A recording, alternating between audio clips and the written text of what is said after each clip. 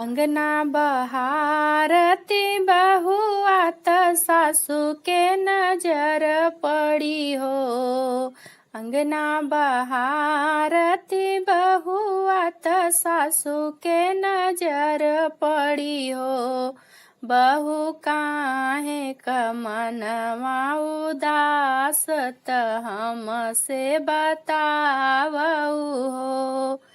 बहू काहे क मनवा मलिन त हमसे बतावऊ हो। काऊ कहऊ सासू कहत लाज लागई, कहत शरम लागई हो। सासू सोवत रहे अपनी से जरिया त कान्हा के बगलियाई हो। सासू सोवत रहे अपनी से जरिया त कान्हा के बगलियाई हो।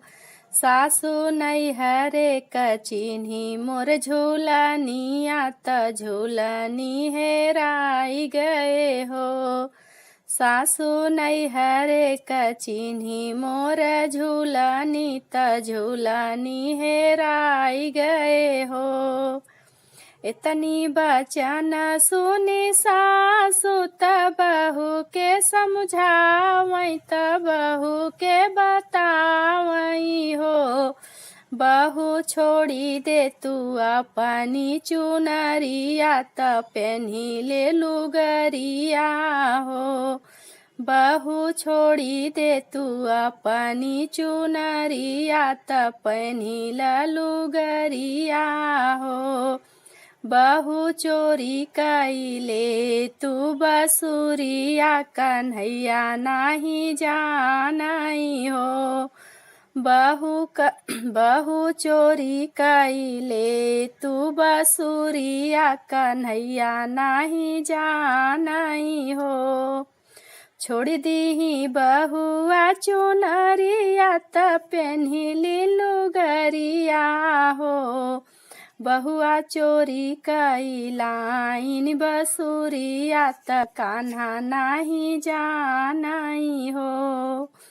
बहुआ चोरी कैलाइन बसुरिया त कान्हा नाही जानई हो। बहरे से आए जे कान्हा त मनवा मलिन रहे हो।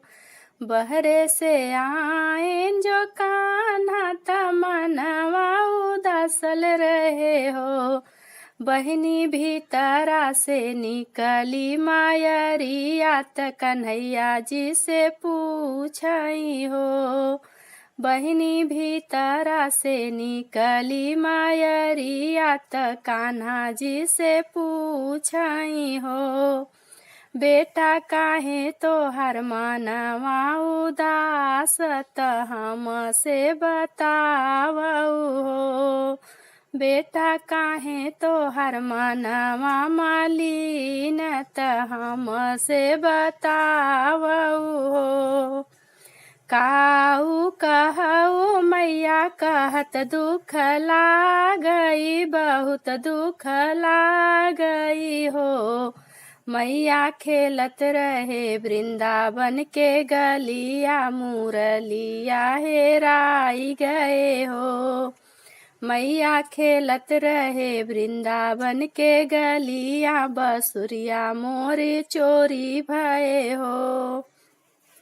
इतनी बचन सुनी मैया त हंसी के ठेठानी कन्हैया जी से बोलिनी हो।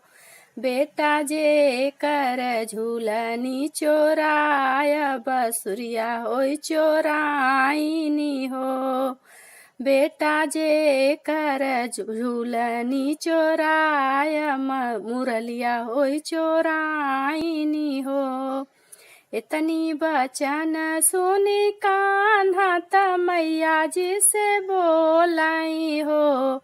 मैया हम जाने पीतरी का झूलनी त यमुना बीच फेंक दिहले हो। मैया हम जानी पितरी का झूलनी यमुना बीच फेंक दिहले हो। इतनी बचन सुनी रुक मिनत सासू जी से बोलाई हो। सासू हम जाने बासे कब सूरियात चूल्हा बीच फूकनी हो। सासू हम जाने बासे कब सूरियात चूल्हा बीच फूकनी हो। यस जीनी जानू मोरी मैया तबा से कबा सूरिया हो। यस जीनी जानू मोरी मैया तबा से कबा सूरिया हो। मैया बसूरी में बसे मोर प्राण बसुरिया बसूरी नी सब कुछ हो। मैया बसूरी में बसे मोर प्राण त बसूरी नी सब कुछ हो। यस जीनी जान्यू मोरी सासू के पितरी के झूलनी हो। यस जीनी जान्यू मोरी सासू के पितरी के झूलनी हो। सासू झूलनी में बसे मोर सुहागत झूलनी नी सब कुछ हो। सासू झूलनी में बसे मोर सुहागत झूलनी नी सब कुछ हो।